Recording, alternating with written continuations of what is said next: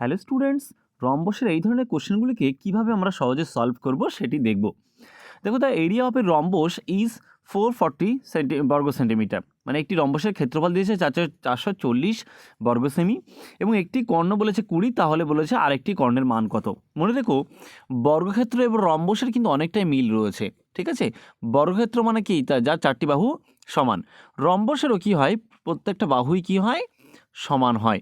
কিন্তু বর্গক্ষেত্রের কি হয়, কর্ণ দুটি সমান হয়, কিন্তু রম্বসের কিন্তু কর্ণ দুটি কি হয়, সমান হয় না। ক্লিয়ার?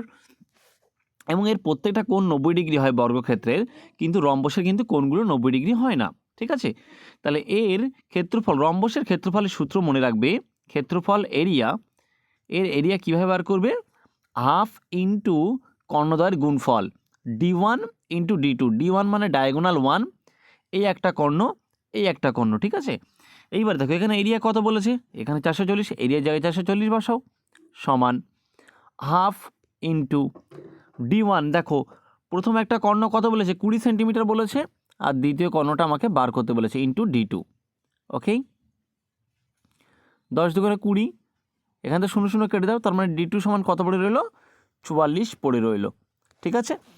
আচ্ছা, তাহলে মনে রাখবে রম্বসের ক্ষেত্রফলের সূত্র হচ্ছে হাফ ইন্টু কর্ণদ্বয়ের গুণফল। চলো নেক্সট একটা কোশ্চেন দেখো, find the area of a rhombus whose perimeter is 140। Perimeter মানে পরিসীমা, ঠিক আছে। আচ্ছা, আমি একটু আগেই বললাম যে চারটি বাহু সমান হয়, তাহলে পুরো পরিসীমা 164 যদি হয়, তাকে 4 দিয়ে ভাগ করলে তাহলে একটা বাহু কত, 41 করে, মানে প্রত্যেকটা বাহু কত করে হয়েছে বলো, 41। এখন কি বলেছে, যে একটা কর্ণ বলেছে 80, ঠিক আছে।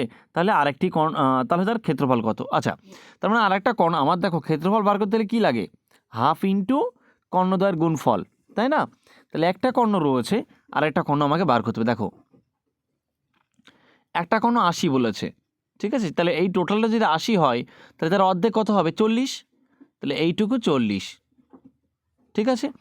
আচ্ছা, এইটুকু 41, এটা 40, তার মানে এটা আমার বার করতে হবে। দেখো এটা একটা সমকোণী ত্রিভুজ, যার অতিভুজ, লম্ব এবং ভূমি রয়েছে। একটা ট্রিপলেট মনে রাখবে, 9 9 40 41, এরা কিন্তু একটা ট্রিপলেট হয়, মানে 40-এর স্কোয়ার প্লাস 9-এর স্কোয়ার সমান 41-এর স্কোয়ার। ক্লিয়ার? তার মানে এটা 41, এটা 40, তার মানে এটা 9। তাহলে এইটুকু যদি 9 হয়, তাহলে এইটুকুও 9। তাহলে 9 আর 9 টোটাল এই কর্ণটা কত হয়েছে, 9 9 18। তাহলে একটি কর্ণ পেয়েছি কত, 18, আর একটি কর্ণ বলা ছিল কত, 80, ঠিক আছে। তার মানে দেখো 9 দিয়ে 9 8 9 72, মানে 720 বর্গ সেমি। Clear? B is the right answer. তাহলে তোমরা অবশ্যই এই কোশ্চেনটার সলিউশন করে আমাকে কমেন্ট বক্সে জানাবে। ওকে।